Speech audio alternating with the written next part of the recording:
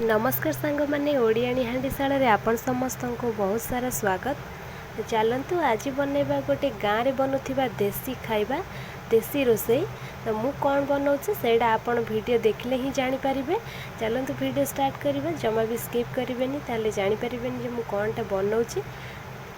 मु प्रथमे परिबा तक एठी काटिकी धोईकी सफा कर रखी नेछि। परिबारे मु नेछि आलू, बाइगण आ पोई, ता सहित मु सजना पत्र को एमती भाव में बाछिकी रखी नहीं जोटा कि मुझे यूज करी। आउ मसला मु नहीं जाइए रसुण, पियाज, सोरिष आ जीरा आ लंका मु पकईनी। मु पछरे से लंका गुंड यूज करी। तो प्रथमे मु जो परिबा को काटिकी रखीचे मु एबे गैस ऊपर कढ़ई बसई देइचे। से परिबा तक भाजिया पाई मु सेथिरे तेल पकई दउची। पोई, आलू और बैगण को मु एका सहित से पकईदेवी ताकू टिके हल्का भाव में भाजियापाई। आ सहित मु देदेवी लुण और हलदी।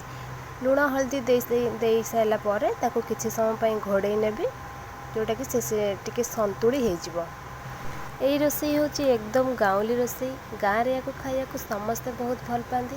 आपण मैंने भल पाती कि नहीं निश्चित भाव में कमेंट रे जनइबे। ये आइटम जदि आपन को भल लगी निश्चित गोटे लाइक करेंगे। आदि मो चैनल नुआ अच्छा ताहले चैनल को सब्सक्राइब करी पाखरे थिबा बेल आइकन को प्रेस करेंगे, जहाँद्वारा कि मुझे जिते भी नुआ वीडियो पकेबी प्रथमे आपण पाखरे पहुँच पार। आपन भी देखिपारे और एंजॉय करें। ये देखो परिया तक हल्का भाव में भाजी हो जाइए, बेसी मुझे भाजबी। एबे मु आगुरु बाटिकी रखी मसला को से पकईदेवी। आउ से लुण भी पकईदेवी। लुण तो आगुरु पकई आउ जस्ट अल्प टिके लुण पकई देकी ताकू किछि समय कषिबा को छाड़ी। सोरिष मसला जेहेतु ताकू अधिक समय तो कषि हेबनी। एबे मु ताकू किछि समय घोड़े नउची, तापरे मु देखिबी चेक करिकि सेटा हैला कि नहीं। एटी देखंतु आउ टिके कषि हेबो।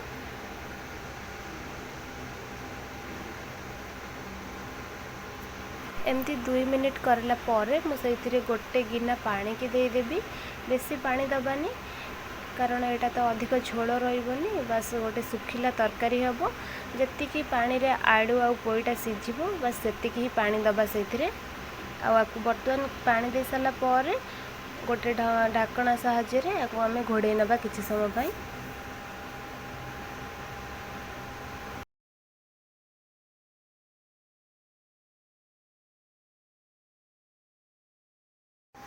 एबे चलतु तरकारी को चेक करी नबा। पूरा 10 मिनिट मु घोड़े की छाड़ी थी। एबे देखंतु आलू भल से सीझी जाइए, आउ पोई भी सीझी जाइए। एबे आगरू बाछिकी रखिथिबा सजना पत्र से मुझे पकईदेवी। आउ किछि समय पई ताकू घोड़े की छाड़ी नेबी। सजना पत्र अल्प टिके सीझिबो तापर मु सेटा को बाहर करके अन्य गोटे जगार काढ़ी ताकू छुंक देवी। ये देखिपे ये परिवा सह पत्र भी सीझी गला। तो ये रेडी हो जाइए। मुझे अन्य गोटे जगह को काढ़ी दौची।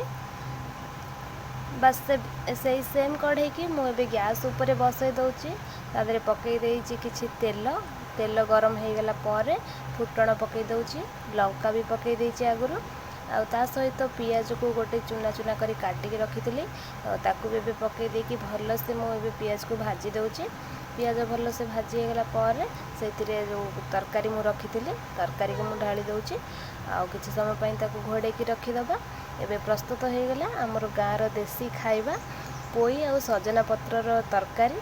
तो आपन को केमती लागिला ये रोसईटा आपन निश्चित भाव में कमेंट रे जनइबे।